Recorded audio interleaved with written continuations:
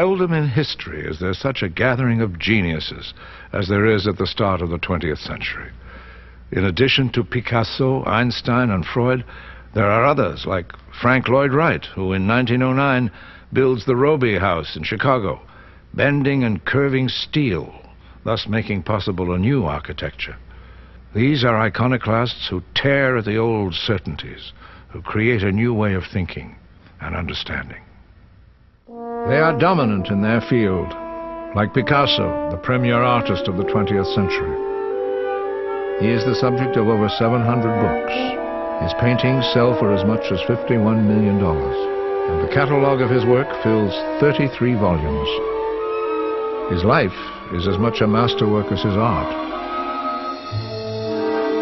When Picasso comes to Paris at the turn of the century, he settles in Montmartre, the Bohemian quarter.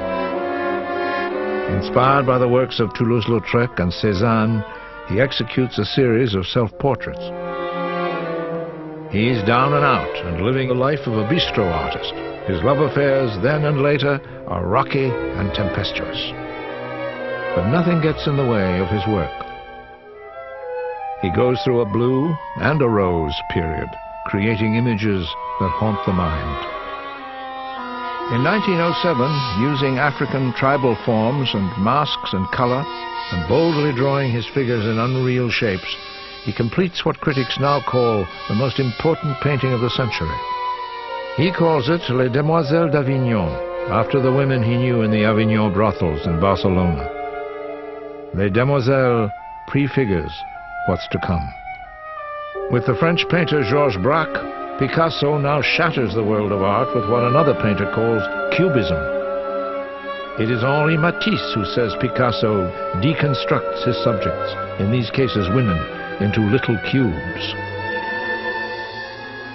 Picasso's revolution of the eye continues until the end of his life in 1973. At the same time that Picasso is liberating artists from their past in Paris, Dr. Sigmund Freud attempts to liberate his patients from their pasts in Vienna. In his office at 19 Bergassa Street, he is charting new pathways into man's unconscious mind. Freud's publication of what he calls his greatest book, The Interpretation of Dreams, asserts that dreams are the royal road to the unconscious.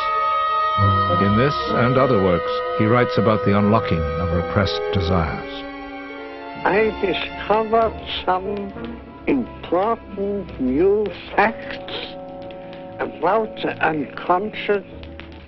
People did not believe in my facts and thought my theories unsavory.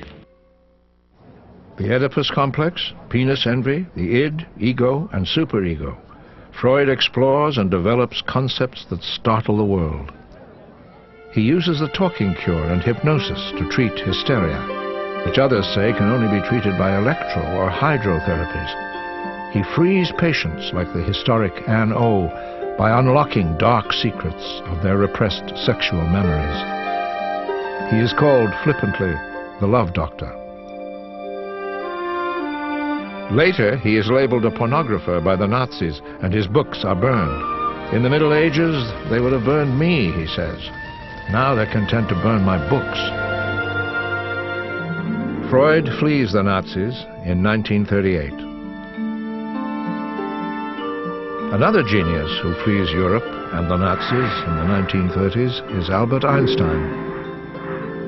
He is welcomed to the United States by a team of young cheerleaders. A physicist and a humanist, Einstein didn't speak until he was 3 years old. Now, his wit captivates the free world. What do you think of prohibition, Professor? Ich trinke nicht, also ist mir das ganz gleich. He doesn't drink at all, so he is not interested in this question.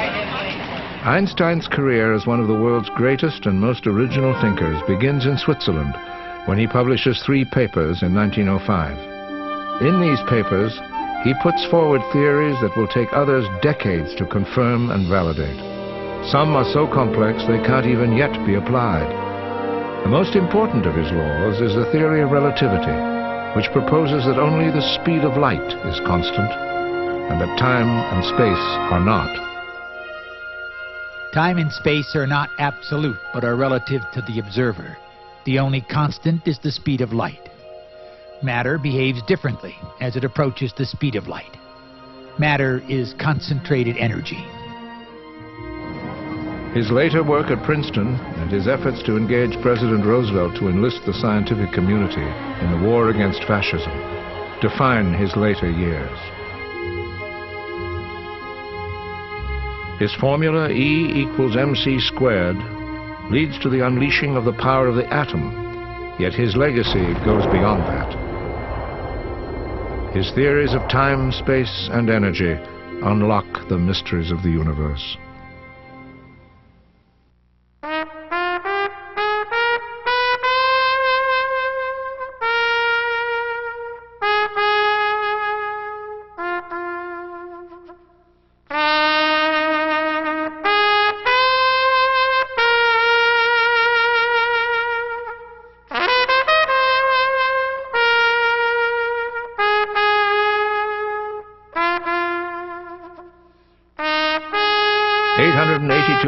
Feet long, 92.5 feet broad, 104 feet high.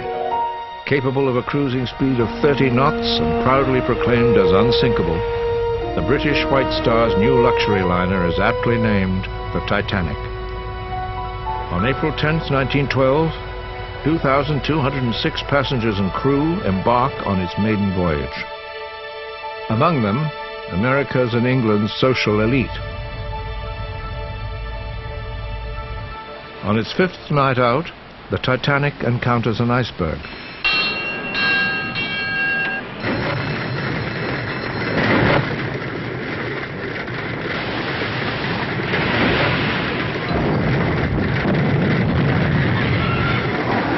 The Titanic has only 20 lifeboats. They can only hold 1,100 people.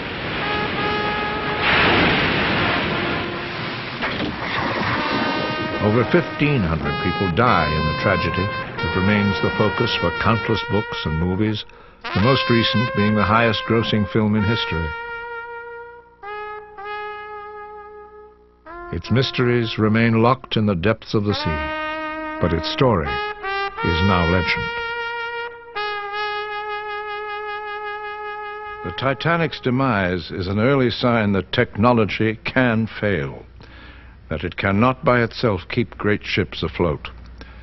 There are, in fact, writes one reporter, no unsinkable ships. In fact, no truly safe harbors. The sheer power of nature can humble the greatest work of man. Beyond tragedy, there is struggle. One of the greatest of struggles at the beginning of the century is that of women who are demanding the right to vote. In 1912, they can vote only in Finland, New Zealand, and Australia. They cannot vote in the rest of the world, not in Germany, nor Russia, the United States, nor England. At the center of the suffragette movement in Britain is Emmeline Pankhurst. Her radical actions include setting fire to the Prime Minister's residence and the Houses of Parliament. She is repeatedly sent to prison, where she fasts, denouncing the male establishment for its cruel and brutal rule. She insists that the horrible evils which ravage our civilization will never be removed until women get the vote. Among those evils, war, which leaders like Wilhelm II of Germany consider an act of honor, as does Tsar Nicholas of Russia. As the century's first decade ends, Nicholas and Alexandra are diverted from affairs of state by their son's hemophilia. They seek help from a clairvoyant, Rasputin, the mad monk, who tells the Tsar a great war is coming. Emperor Franz Joseph of Austria is not a clairvoyant, but he knows that the volatile mixture of peoples and cultures in Bosnia is about to explode. Once part of Serbia, Bosnia had been annexed by the Austro-Hungarian Empire in 1908. Hoping to end resistance there, Franz Joseph sends his nephew to Bosnia's capital city. The Archduke Franz Ferdinand and his wife arrive in Sarajevo on June 28, 1914. They are shot and killed by a Serbian nationalist, Gavrilo Princip. It is one of the most consequential murders in history. An angry Franz Joseph immediately accuses Serbia of plotting the assassination. 1 month later, he declares war on Serbia. Germany honors its commitment to support the Austro-Hungarian troops. A chain of interlocking alliances now sets Europe ablaze. Russia honors its commitment to Serbia. France has an alliance to come to the aid of Russia. England has an alliance to come to the aid of France. And Turkey joins Germany. 4.5 million Germans march off to war, all, as one writer says, mad with excitement, exuberance, and ecstasy. 4 million French soldiers do the same. The Europeans all have conscript armies, except Britain. They, however, also have no problem finding men to fight the Great War.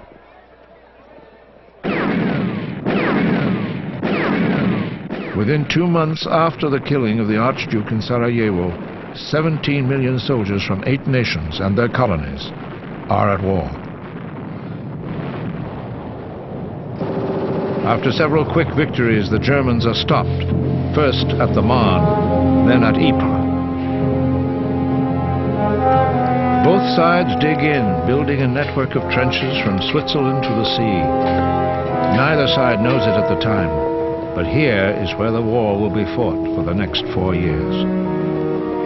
Both sides will suffer catastrophic losses, battling for footholds between hostile trenches. No man's land. By the end of 1914, only 5 months after the war starts, 1.5 million men are dead or wounded. The lamps have gone out all over Europe, says one British statesman. In America, President Wilson, who is in deep mourning at the death of his wife, vows to stay out of the war. On the Western Front, that first Christmas Eve, as temperatures drop below freezing, some troops put up Christmas trees, and as the guns fall silent, at several points along the line, there is singing.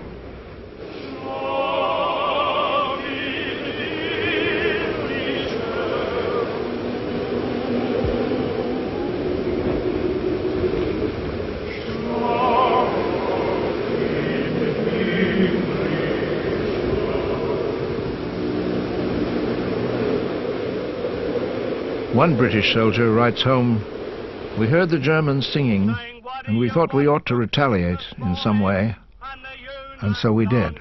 Tidings of comfort and joy, oh, tidings of comfort and joy. We and the Germans met in the middle of no man's land, and I thought, well, this is really most extraordinary. 2 armies both singing Christmas carols in the middle of a war.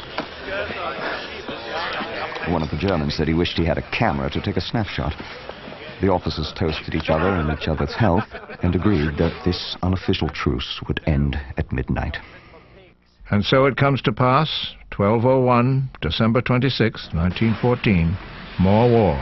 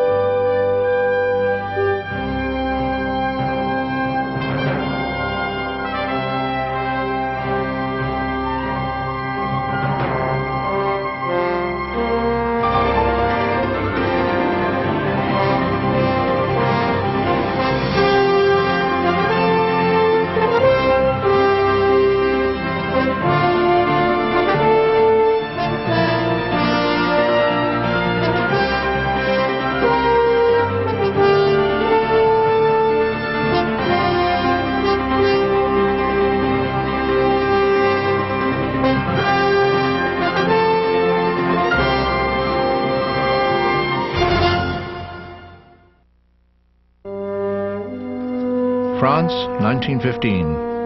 Amidst the slaughter on the Western Front, a German soldier writes home.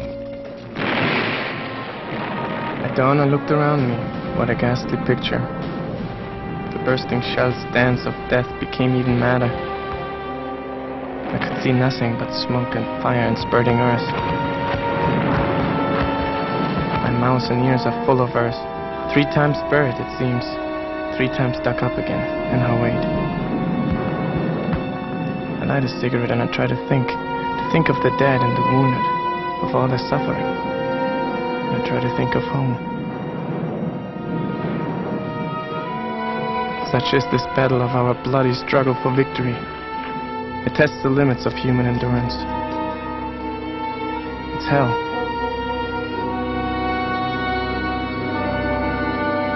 It is a war of attrition, World War I. Neither victory nor an acceptable peace is in sight. What each side initially hopes will be a road to glory becomes instead a road to mass slaughter. By 1917, millions of lives on both sides will be lost on battlefields aptly called no man's land. In this hour, we will be looking at the challenges faced by the world's democracies, not only during the furor of a world war, but also throughout the chaotic decade of the 1920s. In the turmoil that follows the war, democracy and egalitarianism are embraced by more and more people around the globe, giving this weary world some cause to celebrate.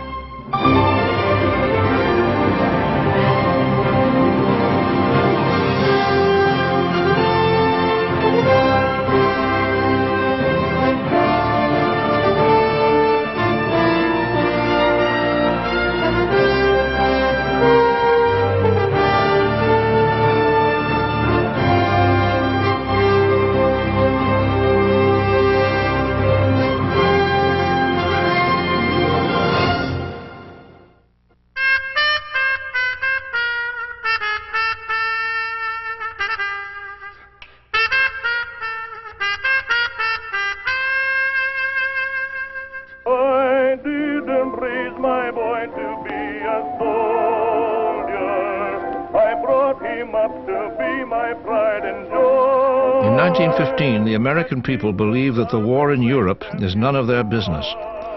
Even as the fighting spreads to the Middle East and Africa, the consensus is for neutrality. There'd be no war today if mothers all would say, I didn't raise my boy to be a soldier. The American President, Woodrow Wilson, agrees.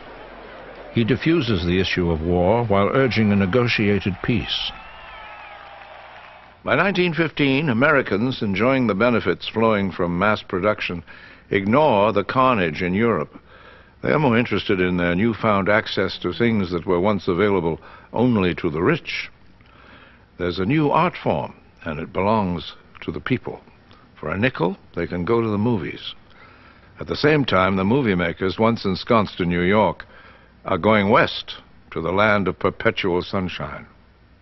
A small, dusty neighborhood of Los Angeles becomes the mecca of early movie makers. It is Cecil B. DeMille who leads the way west to Hollywood, where he makes The Squaw Man.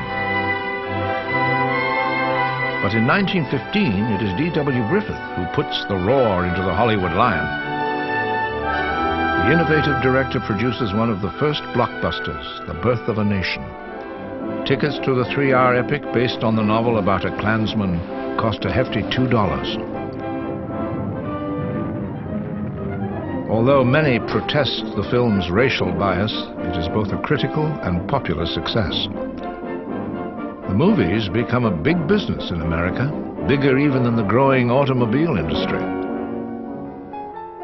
One of early Hollywood's biggest and most successful stars is a former London music hall performer, Charlie Chaplin.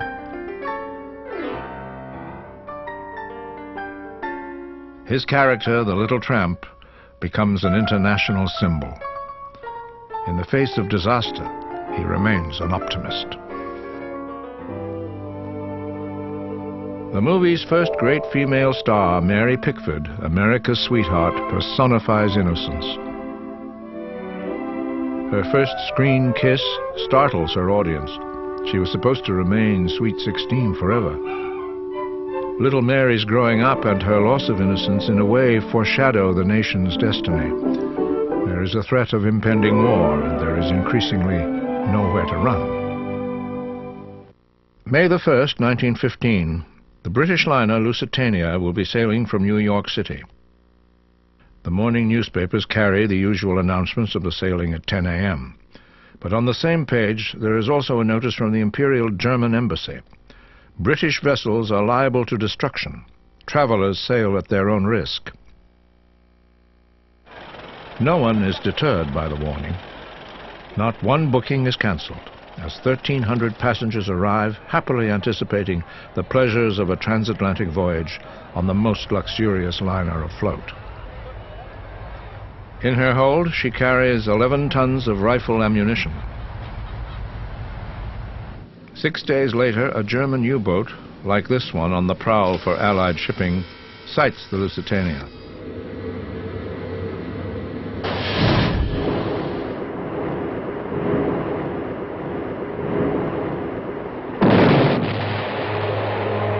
One torpedo is sufficient. Within 10 minutes, the Queen of the Cunard fleet is gone. With her, 1,200 passengers and crew, 124 Americans.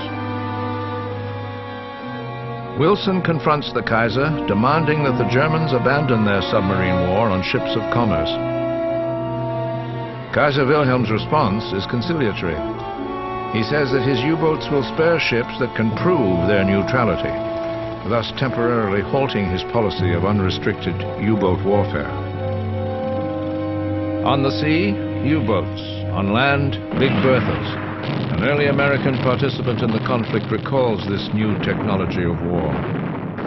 Right away, they started shooting whiz-bangs at us. That's an Austrian 88. And it comes so fast that all you hear is a whiz, and then you bang. She's hitting the ground right ahead of you. You don't get much time to get out of the way of it. Another new weapon, the airplane. The Wright brothers' hopes that their invention, only 12 years old, would bring the world together goes up in smoke. The tank, the spearhead of modern war, is also introduced, as well as the machine gun, with the power of 60 rifles. Poison gas, contained in cylinders thrown like hand grenades or fired in gas-filled artillery shells, is first used by the Germans. Mustard gas to burn out a man's eyes, phosgene to make him choke to death. Blinded soldiers make their way to dressing stations. A pathetic irony of war, the blind bleeding the blind. With the deadly stalemate on the Western Front, the Kaiser once again calls for unrestricted submarine warfare. Even neutral ships entering the war zone will be sunk without warning.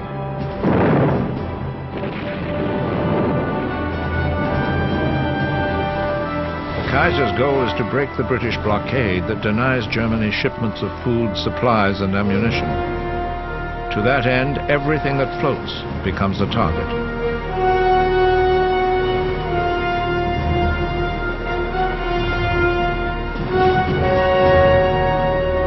With American ships and sailors in greater jeopardy, Wilson now threatens to break diplomatic relations with Germany.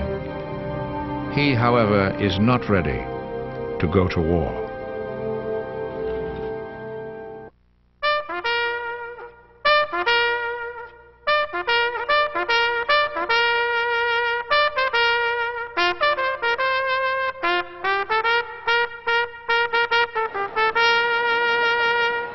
In 1916, Wilson campaigns for re-election with the slogan, "He kept us out of war."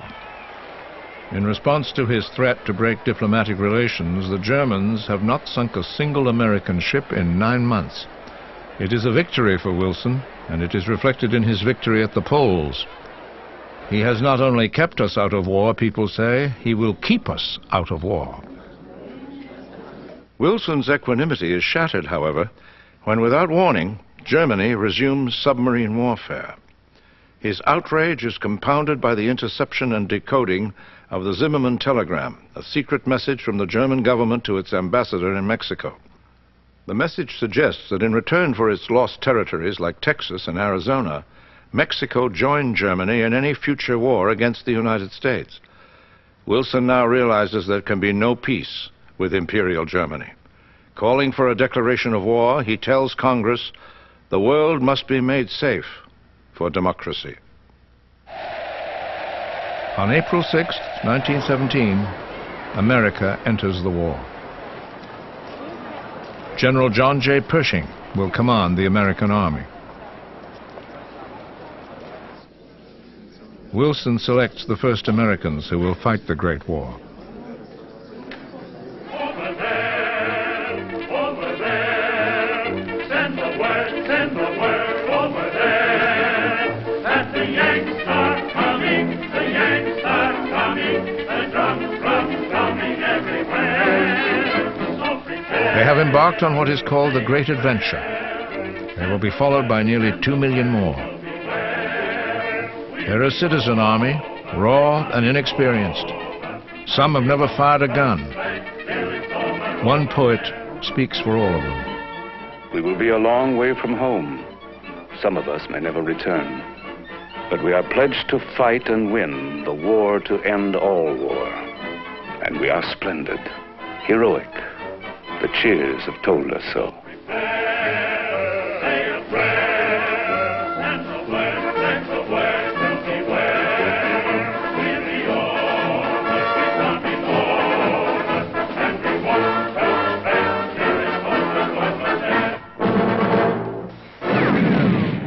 When Pershing learns the Allies want American troops only to serve as replacements for their battle-thin divisions, he says, "My men will be withheld from battle until they can fight as an independent unit, as an American army." Pershing gets his way.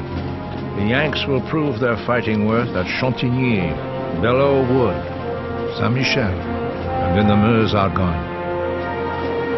With the American Army's entrance into the war, there is hope that at last the Allies will break the long, deadly stalemate on the Western Front.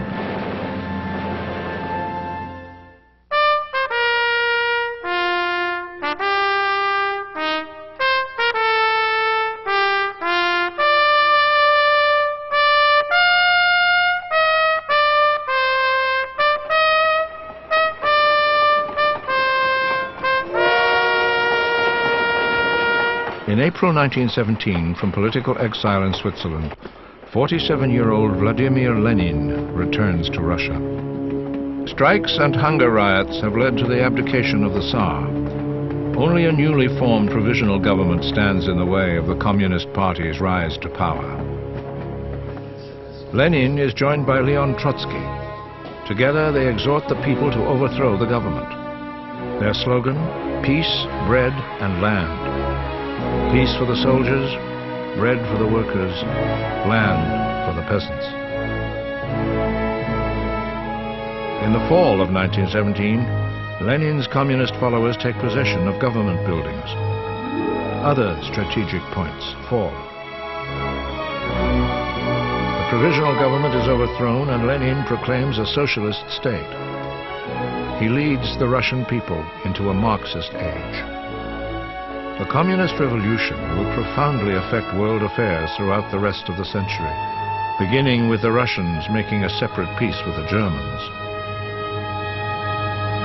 Russian soldiers are the first to return from the battlefields of World War I. They will soon march again, this time under a red banner proclaiming the cause of a proletarian world revolution.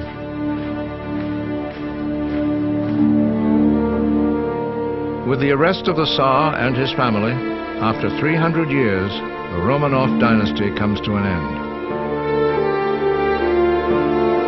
The family is detained in a small mining town in the Ural Mountains.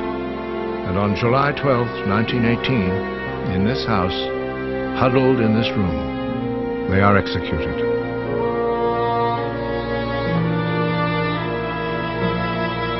Some believe the Tsar's young daughter, Anastasia, may have escaped. Her true fate remains a mystery until the end of the century.